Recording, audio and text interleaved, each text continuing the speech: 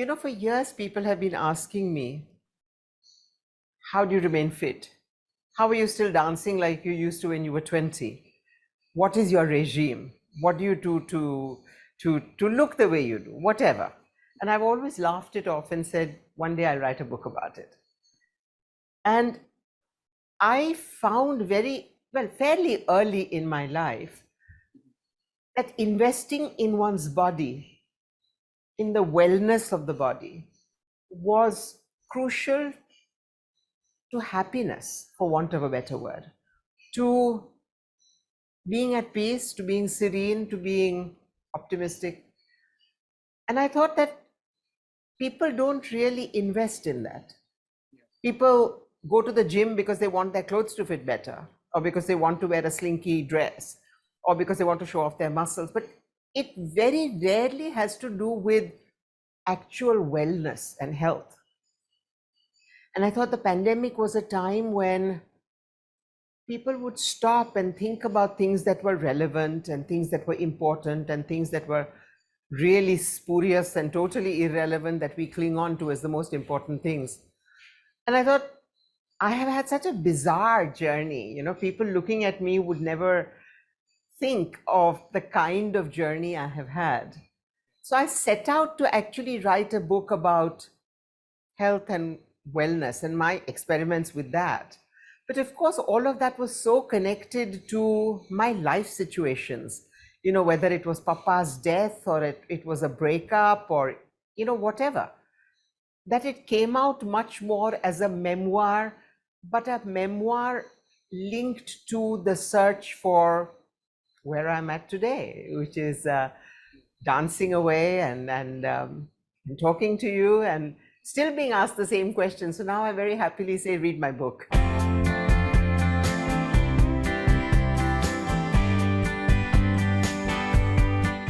I spent the better part of 20 years, 25 years looking at myself and thinking I was fat and wanted to be thin.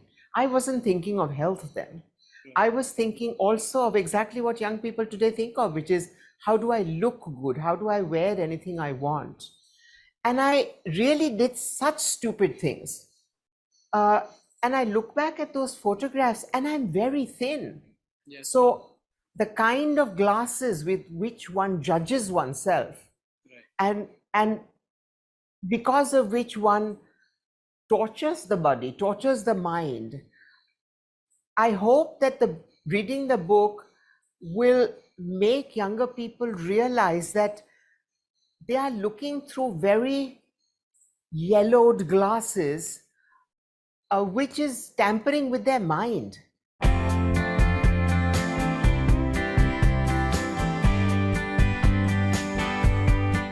Finding dance was an extraordinary thing for me. And in the 43 years since finding it, I fall more in love with dancing every day, especially Bharatanatyam. Dancing was and is both a spiritual and an uplifting, joyous part of my life.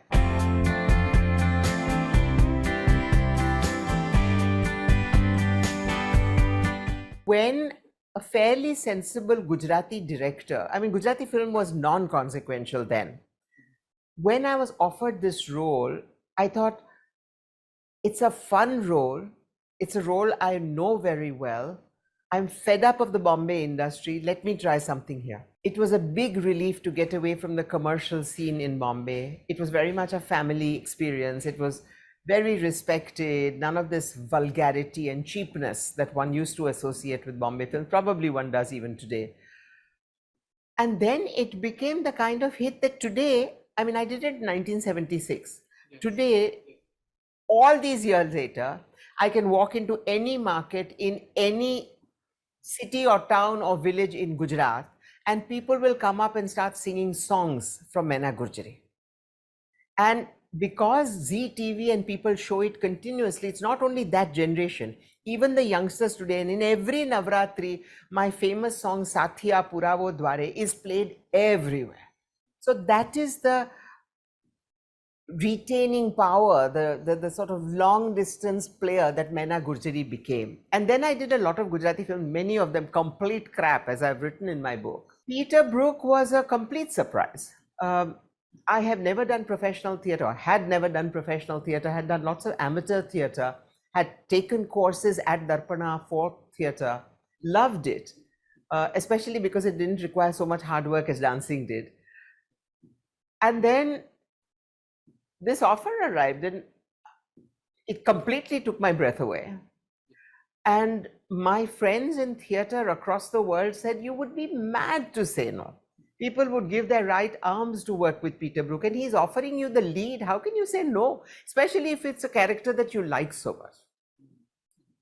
It was a rough decision because I was newly married, I was pregnant, we had just started a publishing company. My life was set to be between dancing and publishing for the next few years and being a mother for the first time. And it was completely turned around.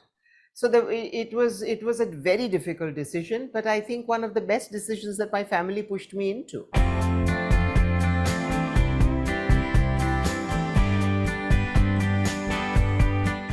I got rid of smoking in one 20-25 minute session.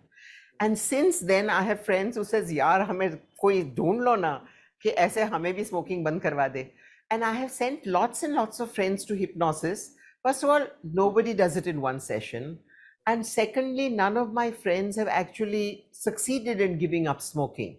So I don't know whether it was my true desire to give up smoking, plus the fact that he was an extraordinary hypnotist specializing in smoking and weight loss, or whether it was just circumstances coming together.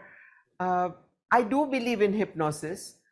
I do think amazing things can happen with hypnosis, but I'm not sure of the track record of the people who call themselves hypnotists today, at least around me. I think hypnosis, if done properly, should work.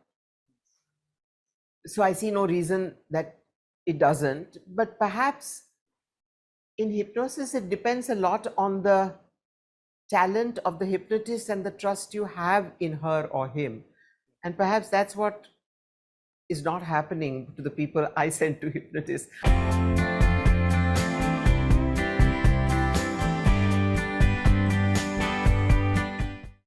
I was always lionized by the press.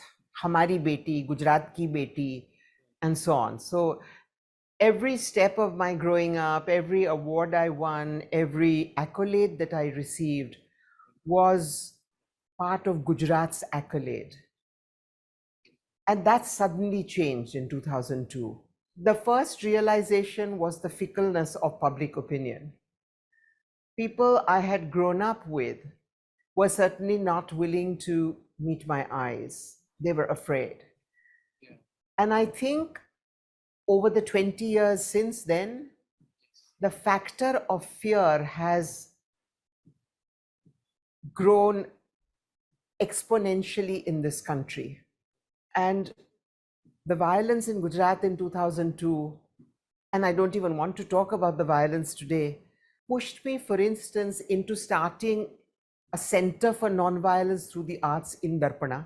And I think 2002 just made me realize how much more valuable the arts are to society. And I have tried to encourage other artists, other filmmakers, other creative people into using this amazing language that we have to try and bring justice to this very unjust, very increasingly unfair, frustrating, fearful, deprived world.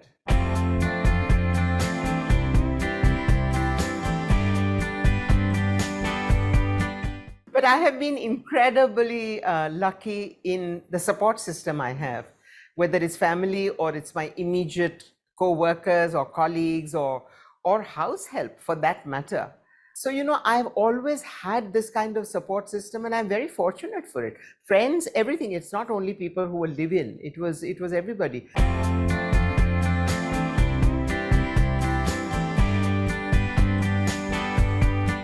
books on India which became reference books, books on culture, which became reference books, were primarily written by foreign writers who came and picked the minds of Indian scholars. And because the Indian scholars couldn't write English or couldn't write English properly, they got one line in the acknowledgement saying that we thank Haku Shah for his.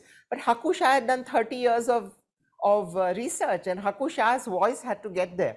So we decided to start Mapin to say that we will go to the source, and we want to make books of cultural interest for the layperson, so that there is a revival in things Indian, craft, textiles, architecture, photography, whatever.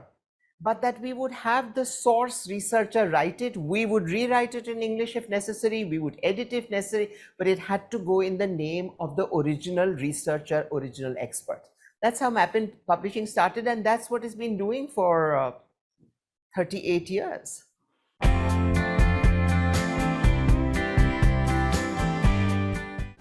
Subscribe to the Federal's YouTube page for more interesting updates.